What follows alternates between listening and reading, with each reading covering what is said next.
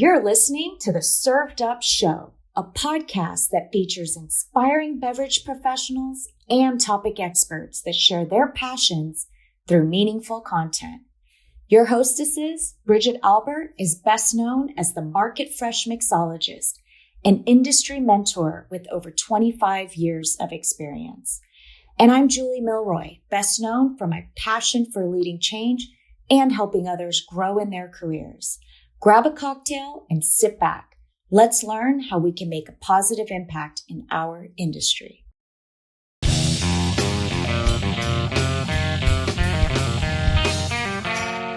Hello, Served Up friends. I am thrilled to introduce you to Chasity Cooper.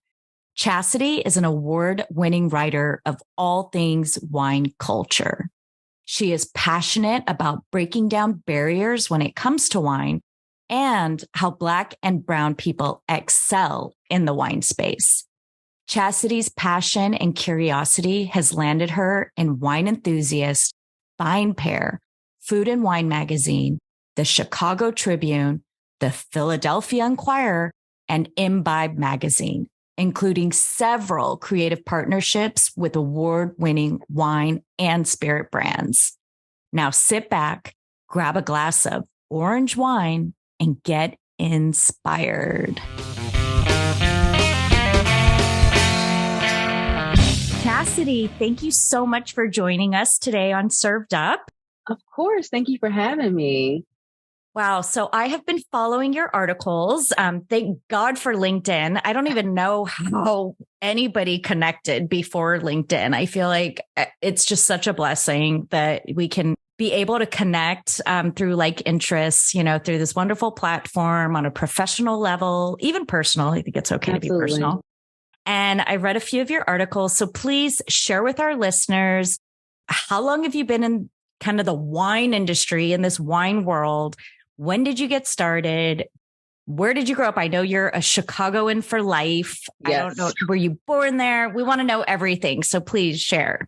Sure. So I was born in Galveston, Texas. So I grew up in Texas until I was about 8 years old and then moved to Evanston specifically. So where Northwestern is, that's the town I grew up in. But I live on the north side of Chicago now. Like I said, I'm Chicago in to Chicago ends. And with wine, I initially kind of got bitten by the wine bug about 12 years ago. I was on a study abroad trip in Spain. And I remember going to the winery. I was about 21. Yeah, I was 21 at the time. And I was like, oh, I can legally drink in this country. This is awesome. Like they all Spaniards drink wine. Like that is their thing.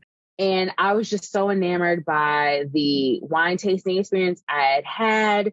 And I was like, there's something here. I don't know yet, but, we'll revisit it sometime. Came back, graduated from Syracuse, and then moved to DC. And so at that time, there was a little show on ABC that had started called Scandal. So I was like, I'm not a fixer like Olivia Pope, but I live in DC. I love wine. So I started doing this when Instagram was fairly new. On Instagram, where I would like take a picture of my wine glass and the bottle and like give a little description. And so I started doing that back in 2012. And unbeknownst to me, that would kind of pave the way for me becoming like the wine friend amongst my friend group, becoming just interested about learning more about fermented grape juice. While I was in DC, I worked briefly for a wine shop, and then I moved to New York in 2017. And that was when the education for me started. All throughout there, I've always loved writing. I've loved writing since I was a little girl. And just to make extra money from around 2014, 2015, I started freelance writing. Having a couple friends who work for different publications was nice. I was like, hey guys, I have an idea. Like, how do I break into freelance writing? They're like, oh, okay, like here's an assignment. So that started for me about 2014. And the worlds just collided, being able to write about wine, just being curious about it. I think my curiosity still really fuels that interest in wine journalism. And I would say probably it was really around 2020 where my wine writing took off. Granted, I'd been writing about wine here and there for a couple publications, but it was the summer of 2020. Of course, we're all inside. We all are just watching the news and seeing what's going on across the country as far as protests about, racial injustice in our country. And so at that time, everyone's like, hey, we're looking for, Black wine writers or whatever industry it was. And I was like, well, that's me. So might as well, take advantage of this opportunity. And since then, it's really just opened a lot of doors for me to travel, for me to talk to so many different types of people in the industry, to meet these types of people. And I'm so excited to see where it takes me next. I love that you said if I wanted to promote my book, that's definitely a goal. I definitely want to write a book in the near future. And so it's been a wild ride, but I'm still finding myself rather curious about wine and wanting to talk about it in a way that's relatable to everyone, not just those of us in the industry, but the everyday mom who just wants to go to her favorite wine shop and pick up a new bottle of wine to enjoy with dinner. I mean, I love your story. It's just, we interview so many people in hospitality and it's so fascinating to hear everybody's stories because they're all very unique and different, but also very similar. And I feel like, some of our friends and people will be like, oh, you sell alcohol, and I always dumb it down, but it is so fascinating because there's so much to learn, whether it's wine or spirits and especially wine. And I just have so many things I want to ask you, but go back. So when you were studying abroad in Spain, where were you? Were you in Rioja or? So I was in Madrid, but we had done 2 weekend trips, one to Andalusia and the other to Barcelona. And I think it was during the weekend trip to, I want to say Andalusia. And I know the name of, I think it's Bottega.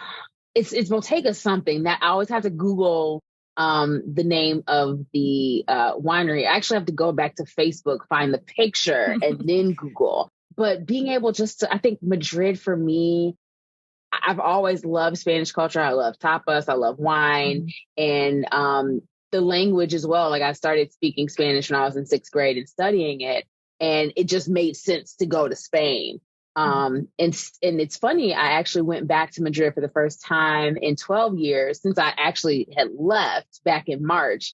And I was having all these emotions. I was like, oh my gosh, this is where it all started. I'm like, we're touring and I had I'd gone with friends and it was their first time in Madrid. I'm like, yeah, this is Plata Mayor and Cia Montatita. I was like, guys, like this is like Madrid. And they're like, okay. I'm like, y'all don't know. Like, this is where it started for me. So yeah, being able to just to be in that culture, and it was around the World Cup, which Spain ended up winning. So we were like leaving class. Go Argentina! Yes. Oh yeah, shout out to Argentina. That's amazing. Love that. But we like would leave class and go to the pubs and watch. Such a great culture. Yeah, it was amazing. So that's really what it kicked off for me. That is, that's so wonderful. So as you've, what I love again about wine and I always remember Eric Heemer, he works with us at Southern Glazers and, he's like got a double master's, like master of wine and certified master and whatever. And he even says every time he dives into wine, he learns something new. Like you can never, no matter how many certifications you have, you'll never, you're always going to learn something new. And the wine world continues to change and innovate. Where do you find kind of like your, I don't like to say your favorite wine because you can't really answer that question. But like for me, I started my wine career in Italian wine. So like that's my wine. I can appreciate other wines, but I always go back to Italian. What about you? Like, where do you connect with the most? That's a great question. Yeah. So I will say when I worked for the wine shop, they sold primarily Latin American wines. And so that was kind of like my foundation when I really truly started learning more about wine. I was like, no, only, Argentine wines. And then right next door to the shop was a French restaurant. So I remember one day after work, I'd gone with a friend and I was like, French wine. I was like, what is this? But now, oh my gosh, there's so many wineries here in the United States that are amazing. But if I had to pick like a country to devote myself to, it's funny enough, France. Like, I spent so much time there this year that like Burgundy and Bordeaux. I mean, yeah, like I was all over all over the map. But I would absolutely say I love Burgundy. I love Chablis. I love Bordeaux. I'm sorry, I'm a left bank girl. I have to correct myself, but I do enjoy right bank wines as well. So I would have to say France. I know that's so cheesy and so, classic, but there's so much coming out of that country and that region. They're really pushing forward some new technologies and new innovations too. Yeah, which I mean, same with like Italian. It's so interesting because you've got like the traditional, and actually even Spain, right? Like the old world wine is becoming more new world, and then like the new world wines because now I'm really immersed in more of the American wines because of the portfolio I manage, which is fully family wine, and when I'm out in the vineyards meeting the winemakers, they're all trying to get more old world style, right? Like higher acidity, more terroir based and all of this. And yet when you go to like the old world, they're trying to look at how to modernize and innovate their winemaking. So it's fascinating how they're going, both directions. So I love that you say that. Being in wine and writing, I love that you say that because I feel like when I first started selling wine, especially Italian wine, I knew nothing about Italian wine and it's very complicated. I started blogging and and I think it was a way for me to learn. Tell me a little bit about what interests you about writing and what are you what's the message you're trying to get out as you write? Absolutely. So it's funny you mentioned blogging because I think that was definitely the entryway for me. I was writing about just being a millennial living in DC back in 2012. And then 2016, I was like, yeah, it's time to like brand myself as a wine expert. But writing for me, especially, I love long form. I love interviews. I love profiles. I think the written word is still so very powerful. Yes, we have Instagram and Twitter and all these other outlets that we can connect with one another, but being able to sit down, whether you're reading on a Kindle or you're reading an article on your computer or even a book, that's just such a powerful way to me to be able to learn and absorb information. And so when it comes to writing, I just want people to, one, be able to see themselves. So whether I'm writing about NBA athletes who have gotten into wine, or I'm writing about a single mom in New Orleans who started a wine brand just because she was interested in it.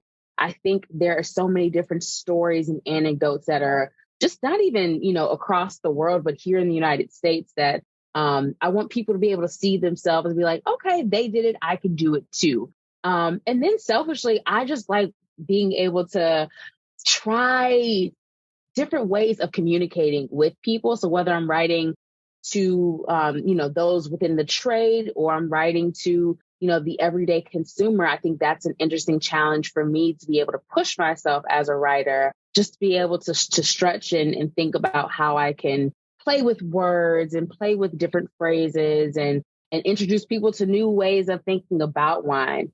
So I would say it's twofold for me, but really it's to tell a story and to really make people feel that they're a part of it as well. I love that.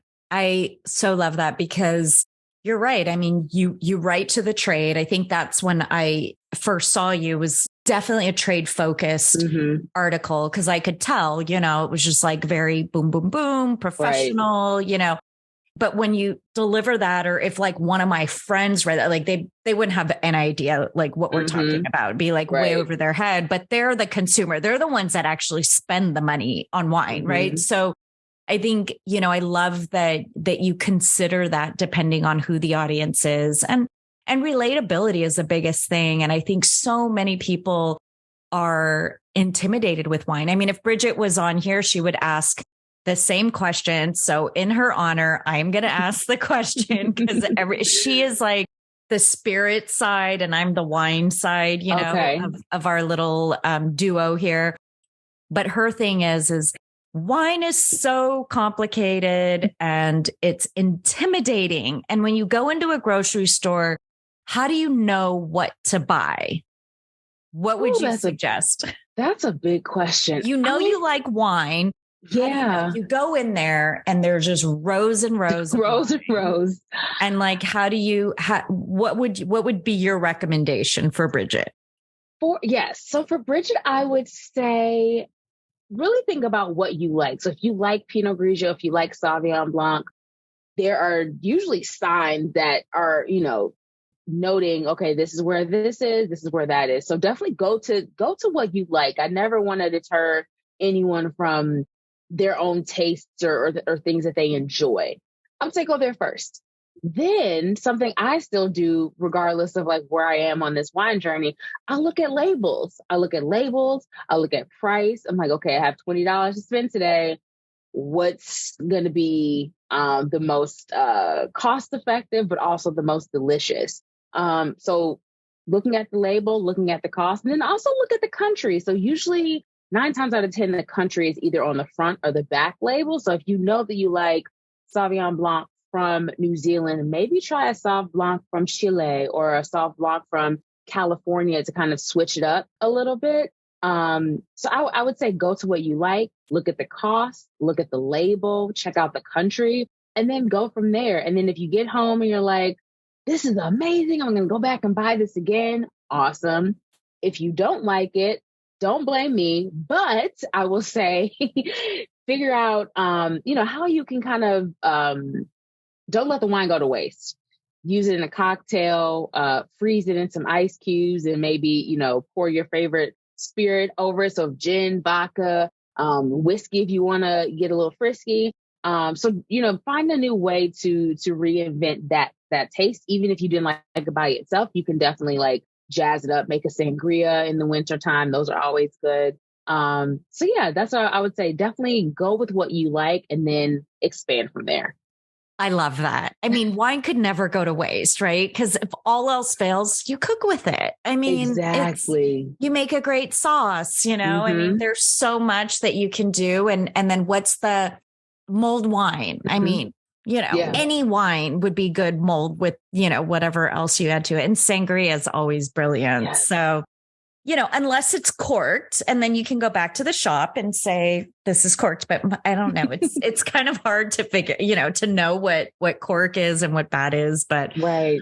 Yeah, that's really great advice. Thank you. Mm-hmm. So I find it fascinating. I mean, you've been writing about wine and studying wine for all these years. And I think, as you mentioned, during COVID with the social justice, injustice uprise, racial injustice, that's actually how we started the podcast. I feel like so many despite how horrible it was and everything was with COVID and just everything that everybody went through, been through, it did bring out a lot of great opportunities and great conversations, right? Mm-hmm. With everybody really focused on really what matters. And making wine more inclusive, I think, was just something that was needed for so long. And I think people like you, people like me, and just people that are maybe don't kind of fit the profile of wine experts or this wine culture that have come in, I think we've just been so passionate about it. And I'm not speaking for you, speaking for myself, that might not have thought so much about the exclusivity of wine. I mean, I always knew when I go to the vineyards or the wineries, like I was different. I was the only one, but I didn't care. I was just so happy to be there and learn and taste. But I was always the one, like the Korean girl selling Italian wine, and I was called different things and I was like in a nice way. But once all of this started coming out, I think we really started to like kind of peel back the onion and say, wait, this is a problem and it's not acceptable and it should be more inclusive, and I have friends and throughout Served Up, we've interviewed so many different people that have like just been trailblazers of making this industry more inclusive, whether it's for the bartenders or for marketing or this and this. I would love to know from you, like, what do you feel like wine culture, and let's just focus on America in the United States, because I do believe we have a lot of growing to do in regards to wine, right? As like when we think of comparable to other countries where wine is just innate part of life, we're still way behind, right? So where the wine culture is, like, I'd love to know from you, where do you feel like it was, right? Like maybe when you first started in the wine industry versus pre-COVID, post-COVID, as far as where you want to be. Absolutely. Or where you want the wine industry to be. When I came into the wine, when wine started to become a passion of mine, I remember one time I walked into a wine shop. I was just curiously looking around like, oh, this is nice. Like, look at all these bottles. And the person at the desk was like, can I help you? I'm like, yeah, I'm just like looking around. Like, did I get help at that time? No, of course not. Because I'm obviously a young 20-something Black woman, like strolling around a wine shop. Like, what are you doing here? So I was like, okay, I'll like dust that off. I would say at that time, wine still, even for me, seemed unattainable. It seemed just like out of reach.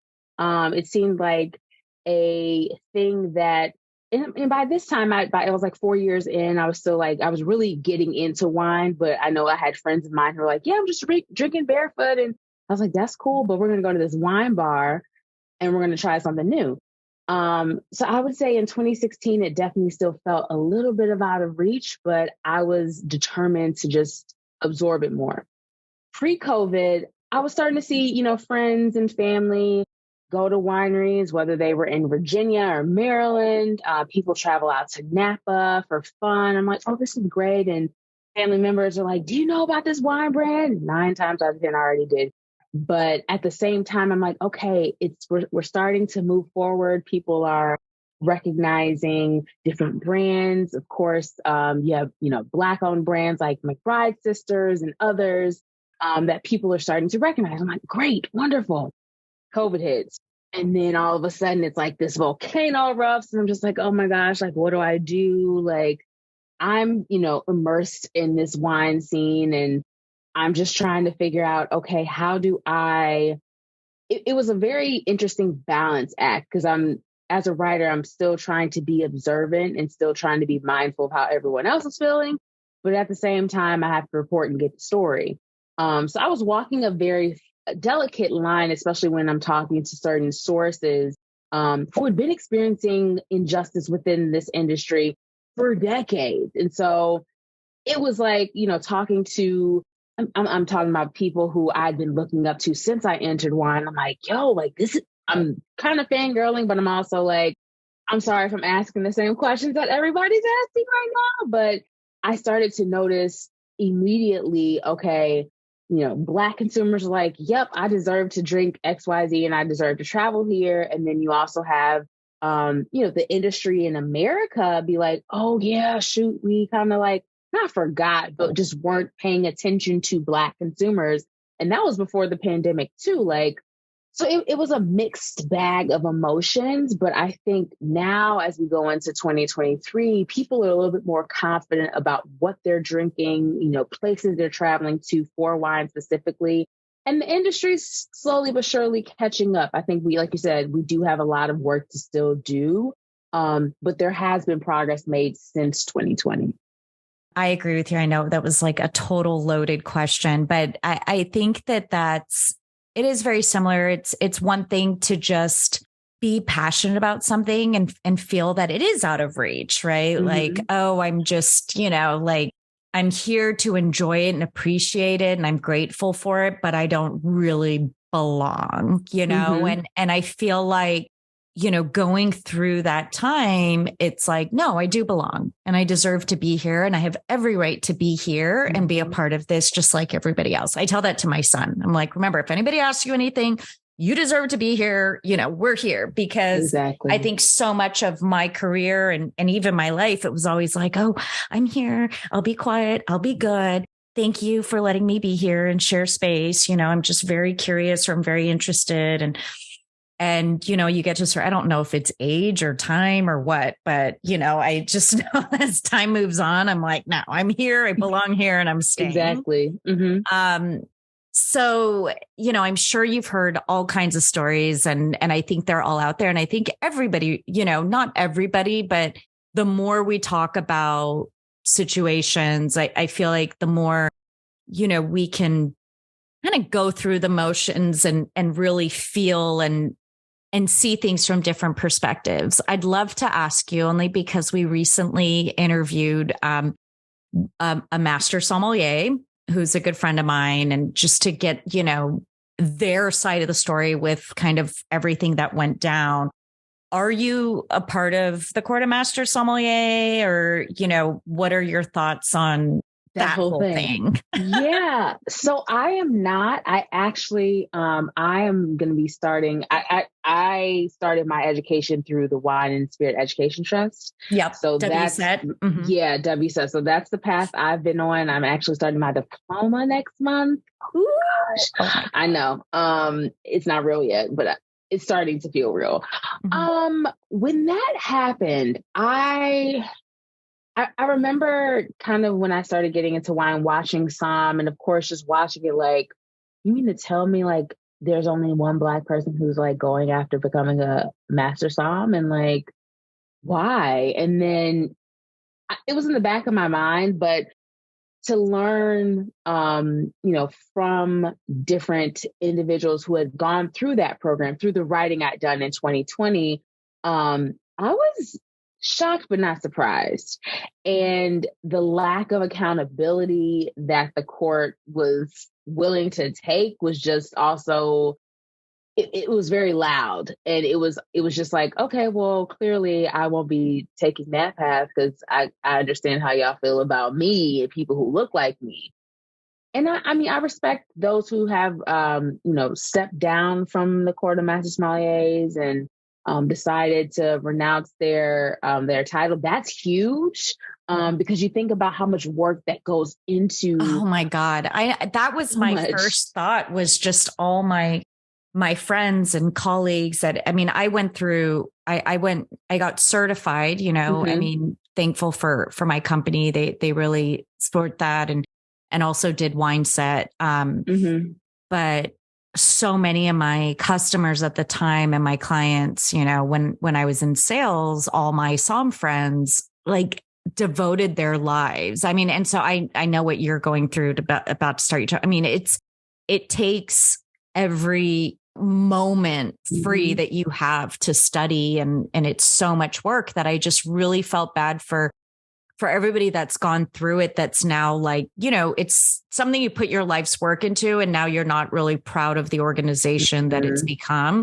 But then also all the people that have tried or wanted to be through, go through it and have been held back because of whether it's their gender or their race. And I feel like that part is really sad, for so many, because it was such an influential organization that's disappointing. Yeah. And even in thinking about that, I think now you kind of have to turn that on its head and like, okay, well, that's not the only way that I can, become a Somm or learn more about wine. Like, yeah, that was probably, when you think about the world of wine, like you have to go to the court, you have to get that pins are great. Don't get me wrong. I'm very looking forward to getting my diploma pin when the time comes, but there was a certain prestige and a certain just like, oh my gosh, like you're a master Somm or you're a master of wine. That's amazing. So now I just hope like those who are still passionate about wine, who want to pursue the highest level that exists, aren't completely deterred. I hope they understand that there are other ways in which to achieve that. And I really do hope that someday that the court will just reimagine itself. I know that they have, I'm pretty sure that I think their board chair is a woman. So hopefully that there's going to be some change that happens. And if not, then, people can go other places and get their education. But yeah, it was disappointing. It was really disappointing. And I really did I hated seeing people feel triggered by that, and not heard or felt unseen because they decided not to take accountability for their actions in organization. Yeah, I feel like that's kind of the big, gray cloud is that all of this came out, there's two sides. There's one side that says, no, we had been working on all of that, but it hasn't, but nobody's talking about that. I think what's even sad is that it took the New York Times to come out with this big article for anybody to pay attention. Right. But I think the feedback that I'm hearing and what I feel like I'm hearing from you and from somebody that's, been through it, that was actually accused, vindicated, but then the court didn't help them let everybody know that they were vindicated. So their careers are totally ruined and all this stuff. But it's about the accountability, and if somebody, and I think that's what we learned with a lot of organizations and people that, people and companies really coming out and saying, okay, we were wrong, or we didn't do things the right way, or we were complicit, or we were this, and this is what we're going to do to fix it. And I feel that we haven't seen that from the court, right? I mean, there was a new board that was put in place. So like you said, I think the head of the board is a woman, and I think they've got like a whole new team, but we haven't heard anything from them. It's kind of like, okay, we're going to change up the board and then just bury our heads in the sand and like move on, which doesn't, really do anything for, for them. And, but you're right. You don't need a certification. You don't need a pin to say that you're passionate and you're knowledgeable about wine. And what I like to tell everybody is when I was selling, some of the fine Italian wine in Miami, in South Beach, and I had all my customers, my number one customer, George Hawk, if you're listening, I mentioned him a couple of times. He had no certifications. He never had any formal training in wine, and he sold the most wine out of, like he would sell. So, and everything was hand sold because it was Italian. Nobody knew anything about the wines, but he worked at one of the finest Italian restaurants, here in South Beach, and he sold so much. And I'm like, in the end, when you look up sommelier, it's somebody who sells wine, right? So like you can have all these certifications, but if you can't sell wine, or like be able to get people interested in trying wines, then the certifications, aren't going to do anything. So I think really just being out there and learning and sharing the love of wine is important. So how do you do that? So I know that you've got your own company. Tell us about your company, when you started it. And I know that your goal is to make wine more inclusive to people of color, to just everybody. How are ways that you do that through your company? Tell us a little bit more about that. Yeah. So during the pandemic, I, like many people, I was working a full-time job, but also since I'm in the house, like, what else can I do? How else can I share my passion for wine? So about maybe 3 or 4 months before the pandemic started, I was doing in-person tastings. And so I was like, friends who knew that I loved wine and I could like talk about it in front of people, they were like, oh, can you come to, this group, or can you come do this for, my group of friends? I'm like, yeah, sure. So I would like, do up a tasting sheet and present the wines and go through the 5 S's. Then the pandemic hit and I was like, oh, snap, we have to do all of this virtually. And so that really, for me, is what started the passion of still being able to teach people about wine, but obviously on this platform we know and love is Zoom. So I would say it was September of 2020. I was like, yeah, there's a little bit of an uptick. And I think there's something here, in addition to my writing, that I could do in order to keep educating people about wine. And so part of the company that I've created is doing these in-person, now back to in-person tastings. It had been so long since I've done one, but in-person tastings, virtual tastings. I've done consulting for small wine brands, whether it's helping someone design a wine program or a beverage program for their business. giving recommendations for. I've kind of done it all. So kind of like this wine consultant. I would say that's what my company does, is really just wine consulting, but in a very fun, enjoyable, and relatable way. And I hope that opens doors for me to want to do other things in the near future.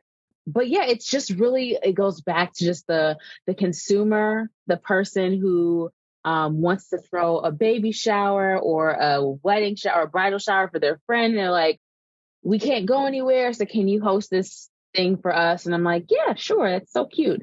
Or what I did a couple months ago, a friend of a friend was turning 45 and she hired a chef and she wanted me to pair all the wines with food. And that was exceptional too. I really did feel like a som in that moment, because I'm like serving the wine as the dishes are coming out, but it's not in the, formal restaurant setting. And so those are just a couple of ways that I'm hoping just to continue to build up my company and make just wine relatable, attainable, and enjoyable for everyone.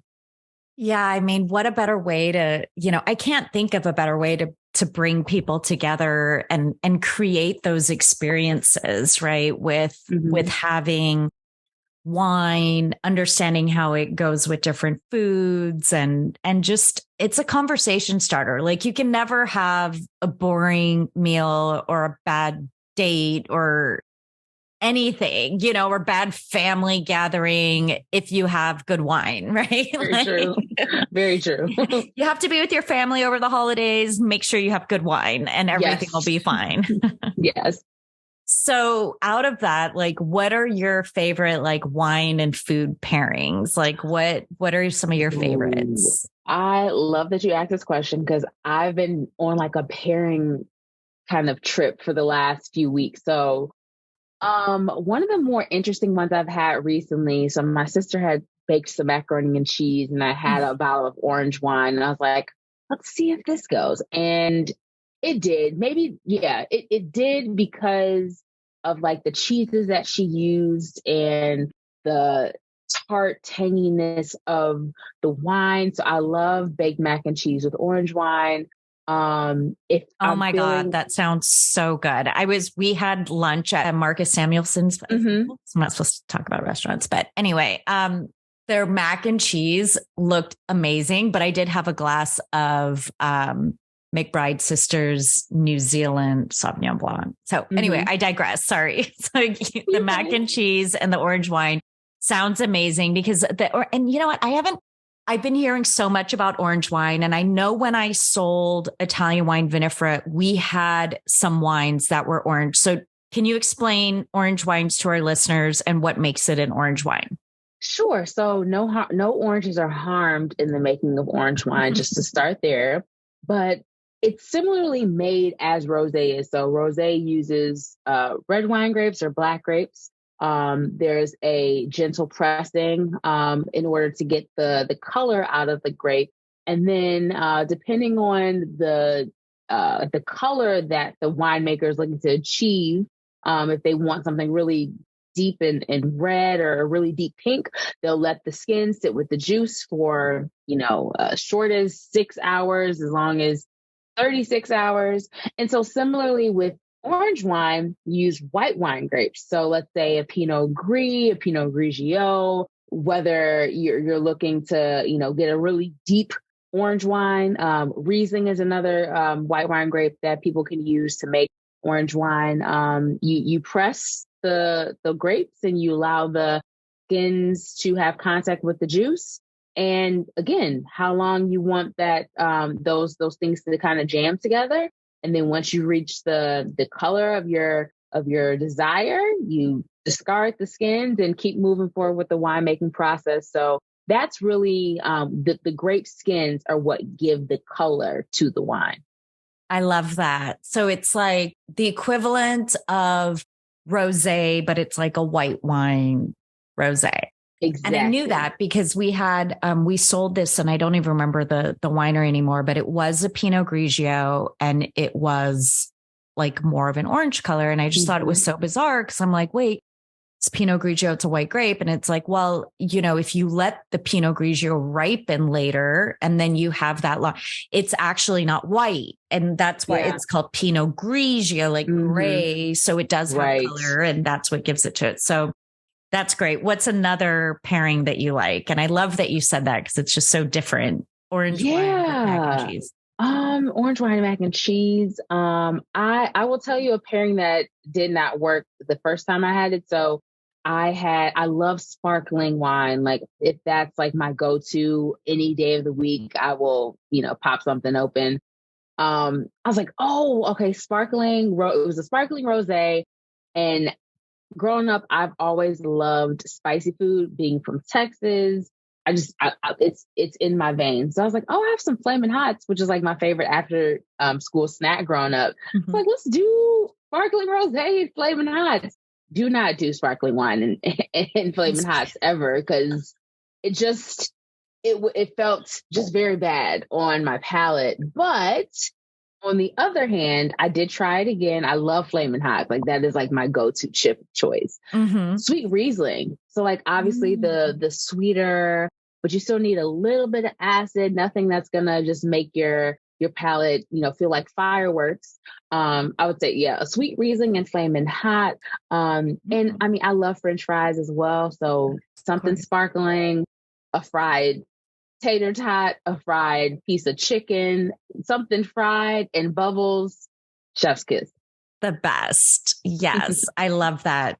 Fried with bubbles is good. But I can imagine like, what you're saying, like when I think of like a bubbly rosé, I've been loving the Lucien Albrecht Rosé Brut, which is all Pinot Noir, and also Pinot Noir Rosé. And having that with something spicy, I can imagine like my palate exploding. So thank you for reminding me, because I'm always eating spicy. And and you know what else goes good with spicy is like a dolcetto, like an Italian dolcetto. I remember being at like this little Cuban cafe and having hot sauce and drinking the wine. And I'm like, oh my God, that's a really good blend.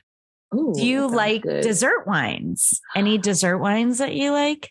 Yes. So I actually spent some time in Portugal back in September, and I have a love affair with port and blue cheese. If I'm like out or if I'm at home, I'm like, I need something sweet. When I really don't need anything sweet. A little bit of port, a little bit of cheese, a little blue cheese, something funky, something sweet, is very satisfying. I would say both ruby port and white port are delicious. Although I look at white port more as like an aperitif, a pre-dinner cocktail, if you will.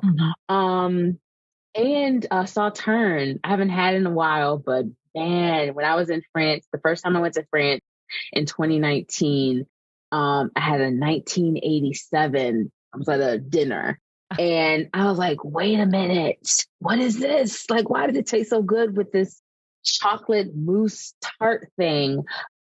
So it depends on the day, but if I'm feeling like kind of dark and mysterious, but I want a little funk, port and blue cheese.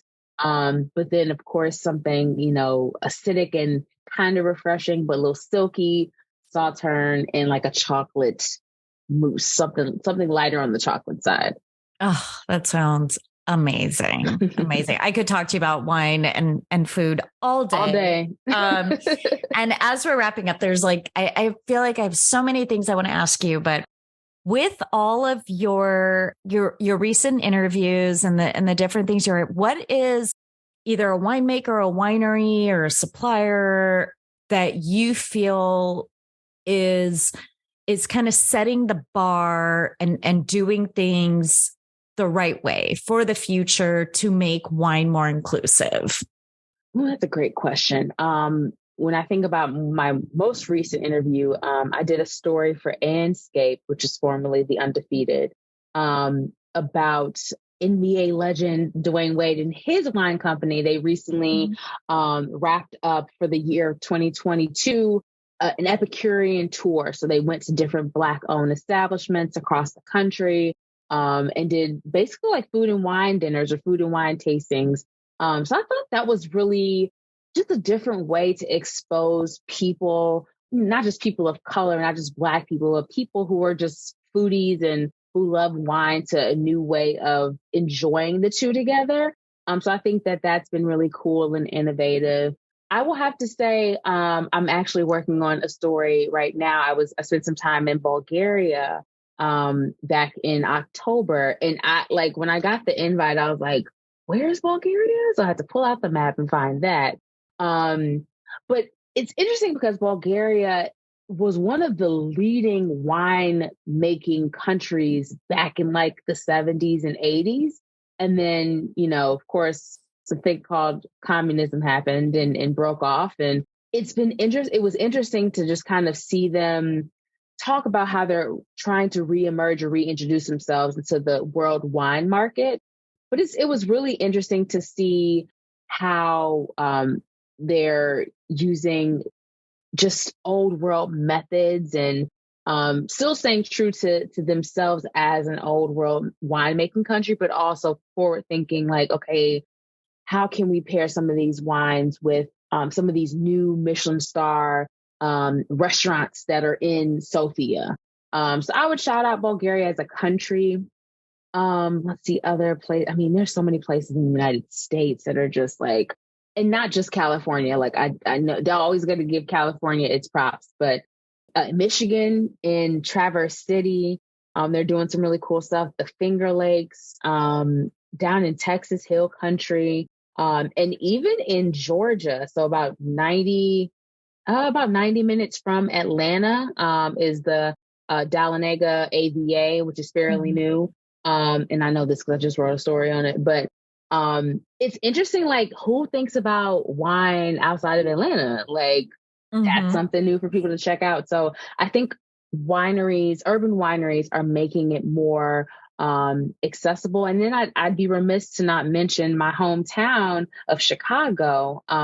Chicago Winery is a spot that just opened recently, and they have a whole facility on their grounds that is making wine and really exposing the city to that part of winemaking. And, they have a restaurant, they have a tasting room, and they're not the first in the city. Obviously, there's other places, but like City Winery and some other smaller wine shops and wine brands and wine companies and meaderies, which are really cool.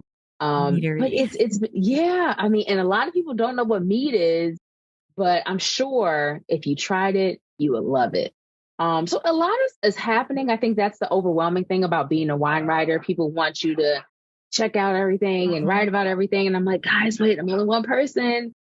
And then sometimes I end up coming back to those things, which is really fun. So yeah, it's been a wild ride this year just to see how much stuff is emerging and how many things are changing and what's evolving and all that good stuff. Yeah. I mean, it is, right? It's overwhelming because everybody's trying something new. Everybody wants to be a part of this new way of working, this inclusivity. And I think it is also very interesting to see, like, which ones last, right? Like which concepts last, like who's really committed to really moving the industry forward in the right way, and who is just doing it to do it. And then it just kind of dies out because it takes commitment, it takes work. But I love that, your first thought was Dwayne Wade and his wine. It's funny. I just saw it on the wine list that he went out and did the wine dinners, because that's something like, as somebody that started in sales with wine, and now I'm, more corporate and managing from a national level, I feel like there's not enough of these like wine dinners and wine tastings anymore. And in a different way, because, these old, and I'm not going to, I don't want anybody to take it in the wrong way, because there was always a lot of learning and I was very appreciative of the experience, but they were like drawn out, boring, long dinners where there's like one person that looks like every other person that's talking about the wine. And it's not engaging and it's not entertaining. Whereas going out there and connecting with the community and tasting and drinking wine together is just something totally different. And I'm glad that he was doing that. And he went out there and did that. Yeah, and I would even add outside of food and wine, you're having experiences. A friend of mine, Jermaine Stone, has been doing his wine series across the globe, really. Like he's been doing these pop-up in hip hop and wine. So you're thinking about, okay, like, yeah, food and wine, cool, but like matching a Biggie song to a particular style of wine. And I know him and a couple other Psalms that he's cool with. They've done different events across the country, and it's been really cool again to see non-traditional ways of people being able to enjoy wine, but also learn at the same time. So I think the American wine culture is going to look vastly different compared to old and new world countries. It's not just going to be, at the dinner table, but it's going to be at a concert or at a kickback or something where people are enjoying themselves fully and not feeling kind of restricted to one type of way of enjoying wine. Yeah, I love that. Wine and hip hop and having good music. And it doesn't have to just be these like drinks that you don't even know what's in it. And the next morning your like head is cracking, right? It's like nice wine. I have a friend who's a sommelier, and she did a whole like wine and music pairing. She loves to do like these out of the box things. And I think that, it's this generation, right? It's our generation. It's your generation that's really going to change the future of wine. And I think everything you're doing is so wonderful. And thank you. It sounds like the future might include a book. So we'll have to have you back on to talk about that. Yeah, it's the future is, it's the sky's the limit. So I'm just excited to really just tap into some new things and try new ways of connecting people with wine in a way that feels familiar to them. So yeah, I'm excited. And like you said earlier, wine is ever evolving, ever changing. So I feel like I'm never ever going to always know everything about wine, but I'm always going to be learning something new. Yep. And you've got a thirst to learn. And I think that's the biggest thing. Well, Chasity, thank you so much for joining us today and sharing a bit of your story. I know that there's so much more we can talk about, and we'll have to have you back on again and hear some more stories of where you go. Cause I'm sure you've got all kinds of things lined up. But thank you very much for joining us. Thank you so much. This was such an amazing chat. I really appreciate it. Thanks for listening. Served Up is brought to you by Southern Glazers Wine and Spirits. Produced by Zunu.online. Music by We Killed the Lion can be found on Spotify. Make sure to subscribe to be notified of future Served Up episodes. Cheers!